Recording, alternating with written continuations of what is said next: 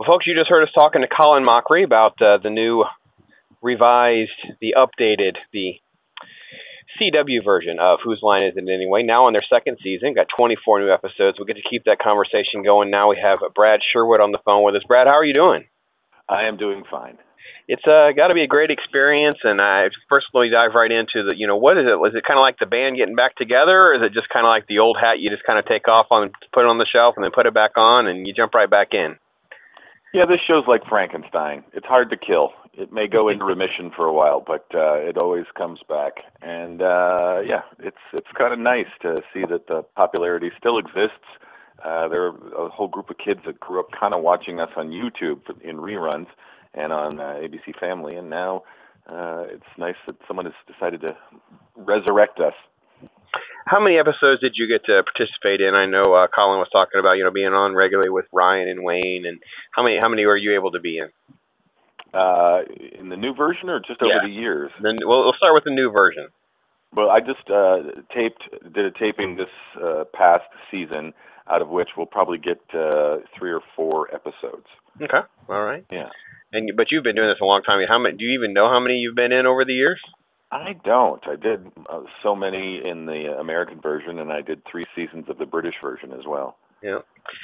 Is there a particular game or one particular one that stands out that you always look forward to, that you really do enjoy the most? Well, I look forward to all of them because every single game that you do is kind of like jumping out of an airplane without a parachute. You have no idea what's going to happen.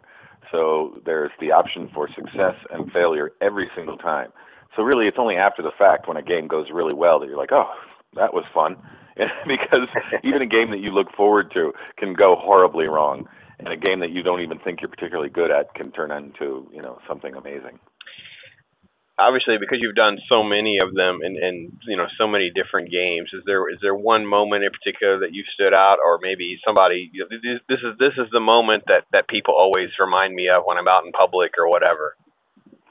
I think one that I did way back when, in the beginning of the U.S. version on ABC, I did a make-a-song to a girl named Naroshi. And, the key is to try and rhyme, and that's really not a word that rhymes with anything in particular in the English language. So I was doing these ridiculous half rhymes. And that one I remember just because it was just so ridiculous and nonsensical. So.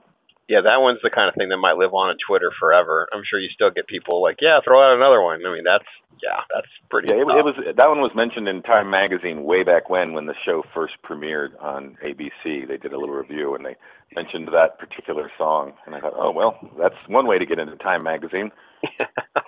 Put that off your bucket list. Exactly. Obviously, you and Colin have grown very close over the years and do your own show. You tour regularly. We mentioned colinandbradshow.com. You guys go back out on the road, I think, here later this year. And you come down in Florida, for those of you that are listening to us live, in March. You'll be down here in Naples, Florida, and that kind of thing. So what is it like, or how is it different doing the live show? I know it's just the two of you, but what else does the live show have? It's my favorite job in the world. I mean, getting in front of a live audience, you have the immediate response of making people laugh. And both Colin and I love doing improv. So it's great. We're both on stage the whole time. And you can never rest on your laurels. You always have to be working as hard as you can because you don't know what's going to happen. Even though we'll write up a game list of the games we're going to play that night, and that list might not change for a couple of shows in a row, the subject matter of every single game is different because we're getting different types of suggestions each time from a different audience, and we're bringing different audience members up on stage. So it's always fun and exciting for us as well as for the audience. Now, everybody kind of makes this assumption. So the assumption is, obviously, when you sit down and you guys are filming one of the TV episodes, there's a few busts that are filmed. There's a few things that just kind of fall pretty flat, or they kind of clean some of that up. How do you respond to that? And then also, how do you manage that with a live show? Because talk about the pressure being on. Yeah, well, we've just done it for so long. All of us have been doing it, each of us, for at least 25 years. That's a long time to get good at something. And it's what we do, People improvise all day long in their daily lives. We just are doing that same brain process and making it funny. It's almost like people can't believe that you can be funny on the spot. But everybody has a friend that at a party you're sitting around talking, and he didn't write out all of his funny things he was going to say. He just comes up with something funny during a conversation. So people understand that that exists. They just, I guess, can't believe that we can do it so consistently. Well, I have to admit, it is pretty amazing. It is definitely a credit to you guys and what you've been able to pull together, not only individually but as a group. Not you and the three core group and all the different folks that are coming and going. And it really is really pretty cool stuff and great to see. I mean, I have to be honest. We've been watching a lot of reruns over the past few days, preparing for the interviews with you guys, and it was pretty cool to kind of flash back and see some of those things. Yeah, I mean, like I said, the best part of our job is that it's different every night, so you don't have the monotony of, if you're in a Broadway show, you're singing the same song and doing the exact same dance steps every single night, and you have to sort of work at keeping it fresh and interesting for yourself because you can kind of do it on autopilot, and we cannot do our show on autopilot at all. I was teasing Colin a little bit, and he was pretty bold about how much he hated writing a book. Is there a chance there's a Brad Sherwood book coming anytime soon? Well, I would have to have some publishing company tell me they wanted a book. Until that happens, you're describing things down in the bathroom in between sets, and just I got a book. Yeah, the one thing about us is we're all very undisciplined. So we like to show up and make people laugh and not have any homework. And I think that is one trait that most improvisers have in common, is the less paperwork we can do in our daily lives, which includes writing and research and having to sit down at a typewriter. Typewriters don't even exist anymore. But you know what I'm saying. If we put you in front of a typewriter, we might really get an interesting book then. Yeah. The other stuff on your resume is really pretty interesting. I remember doing the work with Jay Leno on Tonight's Show and that kind of thing. But I really enjoyed your little bits on the I love the 70s, 80s, 90s, all those kinds of things they did for a while. Is that pretty improv too? They just sit down and start throwing stuff at you, or how do they structure that show behind the scenes? That was like a combo of improv and. If you thought of some funny things to say, you might have jotted down little notes or bullet points. So, they would sort of send you a list of, okay, here's all the topics we're going to talk about, Tanya Harding and, Live Aid and whatever, and then you just sort of riff on that. So you might have a couple of ideas, but you're in sort of a conversation with the person that's interviewing you. So they start asking you more questions, and then you riff and probably come up with the funnier thing than the thing you previously wrote down. Are you a pretty nostalgic guy? Is that all pretty easy for you to? Oh yeah. I tend to, watch a lot of TV since I was a kid, and I'm pretty up on pop culture for the most part. So I've always found that interesting. I've always loved television and movies, and so I've always liked commenting on it as well, because it's a good skill set to have when you're an improviser. I have to be honest, you've intrigued me. I really think I would enjoy going to the movies with Brad Sherwood. Having a live movie review show with someone like Brad Sherwood. That sounds entertaining. It's really annoying to all the people around you who are just trying to watch the movie. Oh, well, I was thinking more like afterwards, but yeah, during the movie would be just as fine. Kind of like you know what? Now there you go. There's your new one. Instead of Whose Line Is It Anyway, you do an improv where you're doing like Mystery Science Theater, but it's you guys. We should totally do that. That actually doesn't sound like a bad idea. Oh, wonder how that came together. But you see, we're improvisers, so we'll never follow through with it. Someone else has to come up with the idea and then bring us in. That's how we work. And my OCD works. I won't even remember that I said that, so I'm on to something else. Yeah. What was it like getting a chance to host Talk Soup again? Is that sort of some structure and improv threaded together? How do they work that? Yeah, it was a little both. They would show you the clips, and then you'd kind of do a couple wraparounds. So they would write maybe a little dialogue that was an intro into kind of what you were seeing, and then you would show it and then kind of comment on what it was that you were watching. Did you have a favorite a piece of doing that, or anything in particular that come to mind? God, I don't even remember. That was probably 15 years ago. Was it really that long? I think so. Oh my gosh, that hurt, brother.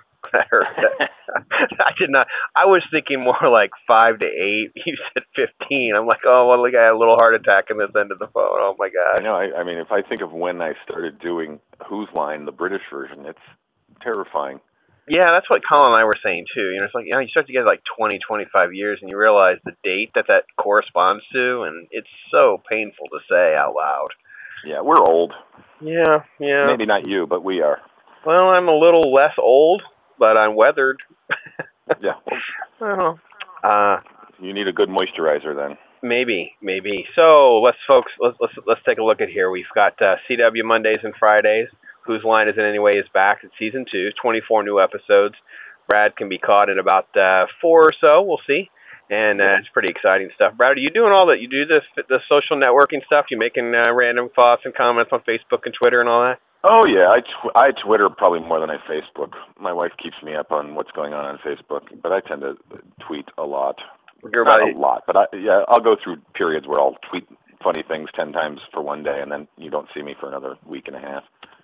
What is is it just at Brad Sherwood, or we got something else? It's at the Brad Sherwood. Some other horrible Brad Sherwood got Brad Sherwood before I did.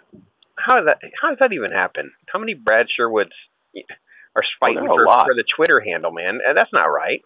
There's a Brad Sherwood, I think, who's a local weatherman or sports guy somewhere in the United States, and might have even been a politician. You don't really have to cover for your other job, man. It's okay. You can just tell the truth that that's really you too. All right, that's me. Yeah, he does weather. Go to sports. That's a good gig. There's always weather. Well, and then you don't really get held accountable for being wrong. No. And then talk about, having a bad day. It's like, all right, well, so it'll rain tomorrow then, maybe. I don't know. Yeah. BradSherwood.com has a lot of this information, of course, we talked a little bit about, and we're going to link to Colin and BradShow.com. You can get links to the live show. You can get tickets. Make sure you turn out for that. And that's I'm a huge fan of Whose Line Is in Any Way, so it's really great for me. I have to be honest. I don't really care if anyone else is watching, but I want you to get good reviews and good ratings because I want to stick around. I really do. I really enjoy it. Yes.